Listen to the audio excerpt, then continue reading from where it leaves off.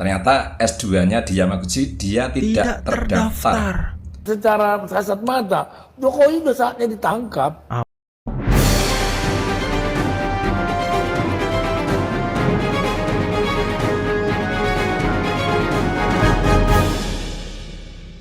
Assalamualaikum warahmatullahi wabarakatuh. Teman-teman, gimana kabarnya? Semoga dalam keadaan sehat walafiat tanpa kurang suatu apapun. Di video kali ini kita akan mendengarkan sebuah kabar berita yang sangat bikin geleng-geleng kepala. Kita akan mendengarkan dari salah satu anggota Kagama Jogja yang mendapatkan bocoran dari Joshua Sinambela dan juga pakar atau ahli digital forensik. Kalau nggak salah namanya Bung Roni. Mengenai Rismon yang ternyata sekarang dikejar oleh pemerintah Jepang. Waduh, kira-kira kenapa ini? Kira-kira kenapa ini Rismon dikejar-kejar pemerintah Jepang? Ya, mari kita simak videonya. Tapi sebelumnya mohon dukungannya dengan menekan tombol subscribe dan like. Bagi yang sudah memberikan dukungannya, saya ucapkan banyak terima kasih. Semoga berkah, semoga diberikan rezeki yang melimpah, dilancarkan segala urusannya oleh Allah Subhanahu wa Ta'ala. Amin, amin ya Allah ya Rabbal Alamin. Barusan Joshua justru malah menerangkan secara detail di akun Facebooknya. Jadi saya dengan ini saya juga akan menerangkan detailnya juga, karena artinya himbauan teman-teman kemarin untuk tidak menerangkan ke khalayak secara detail ya sudah gugur, karena Joshua sendiri sudah menerangkan detailnya di sana. Oke, ini saya bacakan ya dari akun media sosialnya Joshua Sinambela, rekan kami dari Kagama. Si Momon terkonfirmasi tidak terdaftar S2 di Yamaguchi. Wow. Si Momon tuh Rismon. Artinya Rismon itu tidak terdaftar S2 di Yamaguchi. Wow. Ingat, dulu di channelnya Refli Harun dia mengaku tidak puas S2 di UGM, lalu dia mencari beasiswa dari pemerintah Jepang untuk S2 lagi di Yamaguchi sekaligus lanjut S3 di Yamaguchi. Ternyata S2-nya di Yamaguchi dia tidak terdaftar. Dia tidak terdaftar sama sekali. Saya lanjutkan.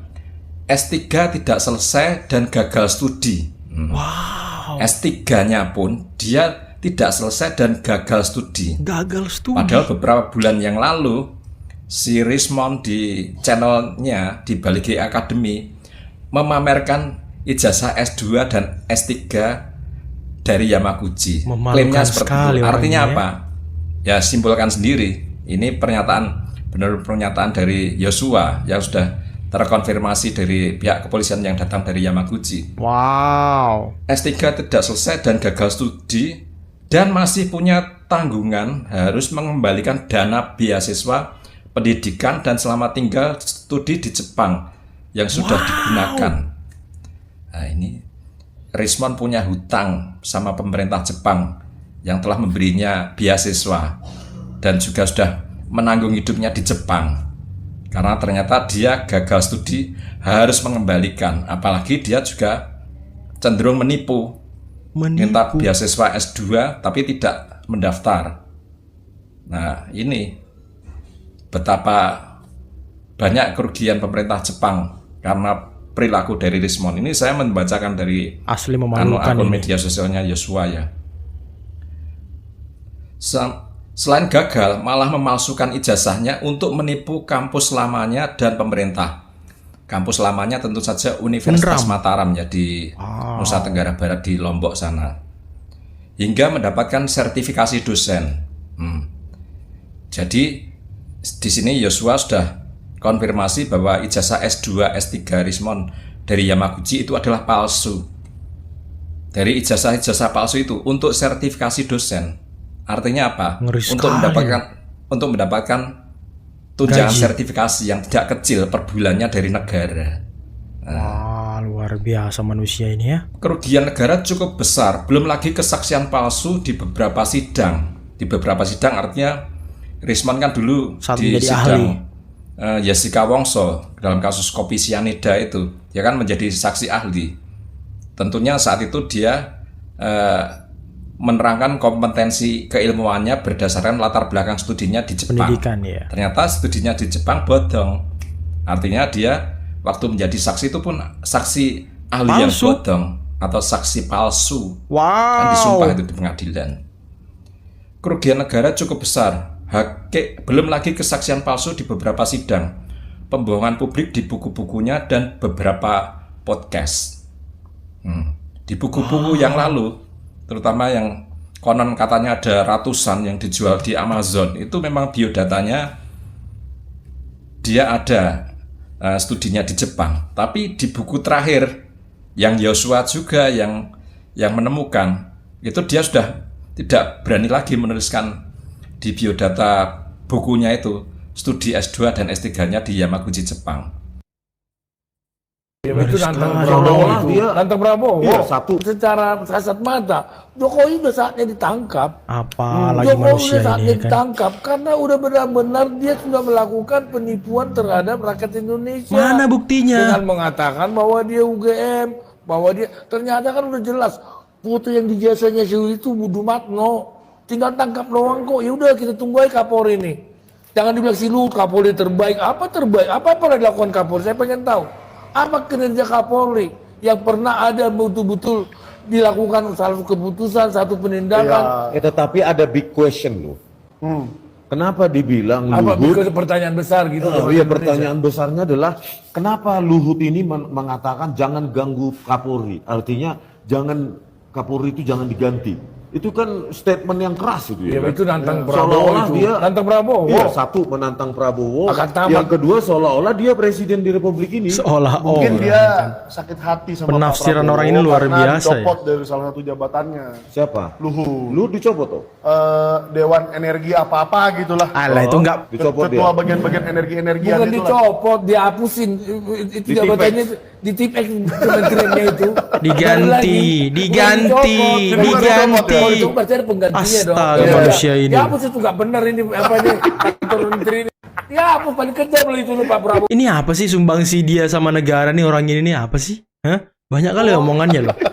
Bagus dia nih disandingkan Kalau sama Amin diganti kan Rais. masih ada ganti. Di Tipex kementeriannya itu. Ini kan lagi jabatannya.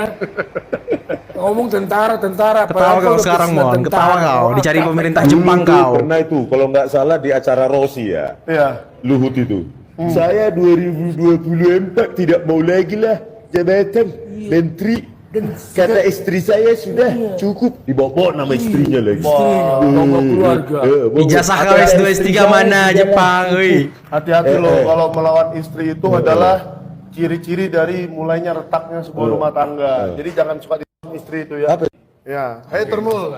Kalau saya Nggak datang, sempat ya ada kerjaan kalau kita saya ya. datangi kongresmu, kau berani nggak menerima kami? Tahu satu nih, saya siapa nih? Si Michael Sinaga itu. Michael ya. Ya, so merasa orang kaya banget, Oh, itu bilang saya orang nggak punya. Santai lah bro ya, santai ya. Soal rezeki itu, ya bro, tidak bisa kau harus membandingkan kaya dan miskin. Enggak seperti itu bro ya. Kau mungkin melihat don't judge the book by its cover ya. Kau kan sudah dilaporkan. Kau kan saya bilang wartawan gadungan. Kenapa? Kau Wartawan bahkan tidak gadungan, memahami kode etik dari jurnalisme. Kau wartawan kan harus independen. Kau kartu pers.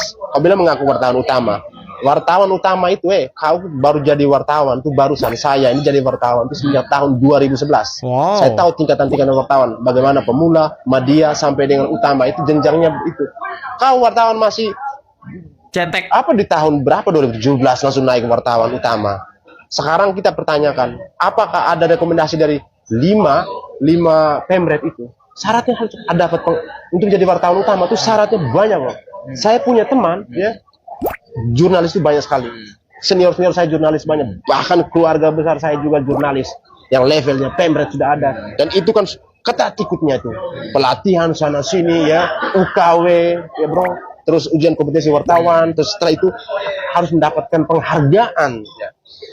Minimal Adi Negoro istilahnya. Penghargaan Adi Negoro itu ya kayak dia penulis terbaik dan karya jurnalisnya dia itu apa. Anda saja tidak pernah menemukan, saya bahkan tidak menemukan karya jurnalis Anda di website itu ataupun di koran. Kalau ada kan tunjukkan, silakan, mudah aja tinggal tunjukkan. Oh, ada karya jurnalis seperti ini. Iya, selesai ya. Iya. Saya paham, makanya kenapa saya bilang Anda ini gadungan. Kenapa? Anda loncat dari wartawan yang pemula ini sampai ke utama itu, bro. Wartawan utama itu usianya tuh mendekati 50. Dan Itu levelnya Pemret. Dan dia level sekarang Pak Pemret, wakil Pemret. Mungkin ini karena itu perusahaan keluarganya. Keluarga, ya. Tapi nggak masalah. Tapi prosedural ya dia harus tahu itu tentang bagaimana di Dewan Pers itu punya standar. Terus nih ikut UKW dan penghargaan, dan satu lagi harus mendapatkan rekomendasi paling enggak 5 dari Pemret, media-media ternama. Susah Dia juga kan ya. dengan seperti itu dia harus mendaftar terus di PWI juga dan sebagainya. Walaupun sekedar nempel nama saja di dalam dengan nomor registrasi semua bisa. Soal kartu pers semua bisa. Hari ini pun kita daftar juga bisa, apa kan semua bisa. Tapi bagaimana kamu harus mengikuti tahapan menjadi seorang jurnalis yang hebat. Paham tentang kode etik, ya. Independensinya itu ada. Dan bahkan saya melihat video abang terkait meneliti apakah Michael Sinaga itu ada. Rasanya Ya, tidak terdeteksi juga. Nah, ini kan yang menjadi teman-teman sekaligus menjadi satu video meluruskan ya, meluruskan kemarin setelah saya mengecek namanya itu kan nama lengkapnya itu Michael Benyamin Sinaga. Biasanya ya, ketika kita mendaftarkan nama kita pada suatu perusahaan tertentu atau lembaga institusi tertentu, itu harus melampirkan nama lengkap. Ya kan? Ya kan? Seharusnya itu. Betul, Jadi betul. kita masuk ke website dewanpers.com itu ya, masuk itu kita ngecek. Teman-teman bisa silakan ngecek Dewan Pers, itu nanti akan dilihat kategori tingkatan wartawan, ada dari sampai dengan utama itu kan ada 3 kategori itu, kemudian dari jenjang-jenjang wartawan itu ya, kemudian ada juga yang namanya jurnalis TV, jurnalis. Have you seen someone with enormous self-confidence? Let me show you one. Sorry, for my friends, this is not for you, this is for my people. And just share it with your people. Nobody asking for it. Juga kalian boleh ngomong, sekarang juga di luar negeri juga banyak yang begitu.